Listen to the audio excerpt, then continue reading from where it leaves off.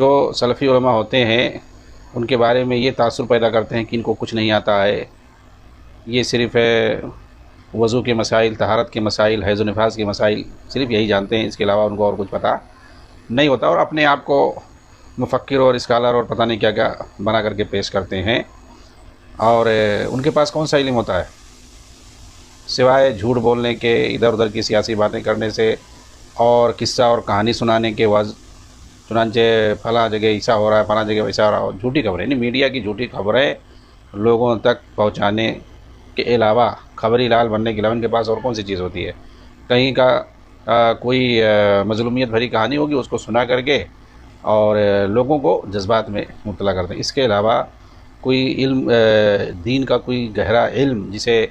خواہ وہ قرآن سے متعلق ہو، حدیث سے متعلق ہو، عقیدے سے متعلق ہو، یا نبی پاک صلی اللہ علیہ وسلم کی سیرت سے متعلق ہو، صحابہ کی سیرت سے متعلق ہو، ان کے کارناموں سے متعلق ہو، انہوں نے جو توحید پھیلانے کا کام کیا، شرک اور بدعات کے مٹانے کا کام کیا، اس پر کوئی بات نہیں ہوگی۔ حالانکہ جو سلفی علماء ہوتے ہیں وہ انہی ساری چیزوں پہ بات کرتے ہیں، دین سے متعلق اور ریلیٹڈ جو حقیقت میں چیزیں، اور علماء کی جو ذمہ داری ہوتی ہے اس پر بات کرتے ہیں۔ لیکن اس بندے نے اس طرح سے سوال کیا، آخر یہ سوال کیوں کیا؟ ظاہر سی بات ہے وہ متاثر تھا، ایسے فسادی لوگوں سے متاثر تھا، اس لیے اس نے اس طرح کا سوال کیا۔ اسی لیے آپ نے اس سے کہا کہ دیکھیے، اچھا منہج کا ہونا اور اچھے استاذ کا مل جانا یہ بہت بڑی بات ہے۔ ہاں، ظاہر سی بات ہے اچھا استاذ ملے گا تو اس کی وجہ سے اچھا منہج بھی انسان کا رہے گا، اور وہ اچھا سوچے گا، اور اس کے بعد اس کا کردار بھی اچھا ہوگا، اچھا کام بھی کرے گا، اور لوگوں کو اچھی بات بھی بتائے گا۔ لیکن اگر اس کا منہج نہیں اچھا ہوگا، اس کو استاذ جو اچھا میسر نہیں ہوگا، تو ظاہر سی بات ہے وہ لوگوں کو سکھائے گا بھی تو غلط طریقہ سکھائے گا، اور عمل بھی اور کردار بھی اس کا غلط ہوگا، وہ غلط لائن پہ چلے جائے گا۔ تو آپ نے اس کو مشورہ دیا کہ ابھی آپ قرآن پڑھیں، اس کا مفہوم سمجھیں، یہی آپ کے لیے کافی ہے، نہ کہ علماء پر کلام کرنے بیٹھ جائیں صرف اس لیے کہ وہ آپ کی سیاسی تحریک کی مخالفت کرتے ہیں۔ آپ تو سیاسی بھی نہیں بلکہ ان سے دھوکہ کھائے ہوئے ہیں، یعنی دھوکہ کھائے ہوئے ہیں، مطلب برین واش کیا گیا آپ کا، بس اس کے علاوہ آپ کی کوئی حیثیت نہیں ہے، وہ آپ کو ٹیشو پیپر کی طرح سے استعمال کرتے ہیں۔ ہاں، آپ جو ہے دھوکہ کھائے ہوئے ہیں، اور جب چاہیں گے وہ آپ کا استعمال کر کے پھینک دیں گے، اور اپنے بچوں کا وہ استعمال نہیں کرتے ان سارے کاموں میں، اپنے بچوں کو وہ سیف رکھتے ہیں، اپنے بچوں کو وہ کانوینٹ اسکولوں میں بھیجتے ہیں، حتیٰ کہ جس کے پاس جو حیثیت ہوتی ہے تو باہر یورپ امریکہ میں بھیجتے ہیں۔ وہ آپ کے سامنے یورپ امریکہ کی برائی کریں گے، اور آپ کو آپ کا برین واش کر کے اور جہاد کے نام پہ ادھر ادھر کٹوائیں گے، مروائیں گے۔ اپنے بچوں کو بالکل سیف رکھتے ہیں یہ لوگ۔ ہاں، ایک باقاعدہ ویڈیو پڑی ہوئی ہے سوشل میڈیا پہ، آپ دیکھ سکتے ہیں اسے۔ سلمان عودہ سے جو ہے الجزیرہ ہی کے اینکر نے پوچھا کہ آپ جو ہے لوگوں کو، بچوں کو، خاص طور سے نوجوانوں کو نصیحت کرتے ہیں، اور ان کو کہتے ہیں کہ عراق اور سیریا میں جنگ کے لیے، جہاد کے لیے جانا یہ فرض ہے، وہاں جاؤ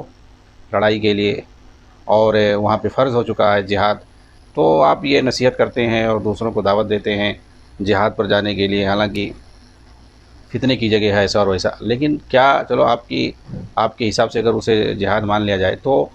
کیا آپ اپنے بچوں کو بھیجو گے؟ کیونکہ سلمان عودہ کے پاس بھی بڑے بڑے بچے تھے۔ ہاں، اس کا تو ایک بچہ فیملی کے ساتھ امریکہ میں رہتا ہے، اور وہاں سے وہ تنظیم چلاتا ہے عرب ممالک میں جمہوریت کی تحریک، یعنی جمہوریت وہاں لانا چاہتا ہے، ڈیموکریسی، عربوں میں ڈیموکریسی لانے کے لیے وہاں وہ تحریک چلا رہا ہے۔ کہاں پہ؟ امریکہ میں تحریک چلا رہا ہے۔ تو یہ مطلب کیا ہے؟ کوئی ملک کسی کو ایسے تحریک چلانے دے گا کسی ملک کے خلاف؟ اس کا مطلب جو ہے کہ وہ لوگ خود خلاف ہیں۔ تو ان کو، جیسے یہ لوگ زیادہ تر تحریکیں کہاں سے چلاتے ہیں؟ برطانیہ میں، لندن سے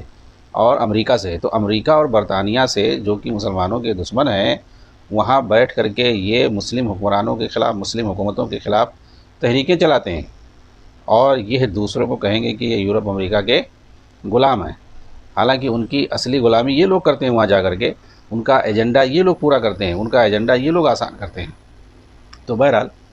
تو آپ نے سمجھایا کہ بیٹے آپ دھوکے میں ہو، آپ برین واش کیے گئے ہو، ہاں، آپ سیاسی بھی نہیں ہو، برین واش کیا گیا آپ کا، دھوکہ کھائے ہوئے ہو۔ اس طریقے سے علماء پر تبصرہ نہیں کرنا چاہیے، یہ ذلت و رسوائی کا مقام ہے۔ ایک طالب علم کے لیے سعادت کی بات دو چیزوں میں ہے، ایک یہ کہ اس کا منہج اچھا ہو، اور دوسرا جب ہم کہتے ہیں اس کا منہج اچھا ہو تو اس کا مطلب یہ ہے کہ وہ ویسے ہی ہو جیسے صحابہ کرام تھے، ان کا منہج جو تھا، یعنی ان کے سامنے قرآن اور حدیث ہوتی تھی، تو وہی منہج اور طریقہ ہونا چاہیے آج بھی قیامت تک، جیسے وہ لوگ دین کو سمجھتے تھے نبی صلی اللہ علیہ وسلم سے، اور جیسے وہ لوگ دین پر عمل کرتے تھے سمجھ کر کے، اور جیسے وہ لوگ دین کی دعوت دیتے تھے، تو وہ ساری چیزیں بالکل ویسے ہی آج بھی ہونا چاہیے، اپنا کوئی الگ طریقہ نہیں ہونا چاہیے۔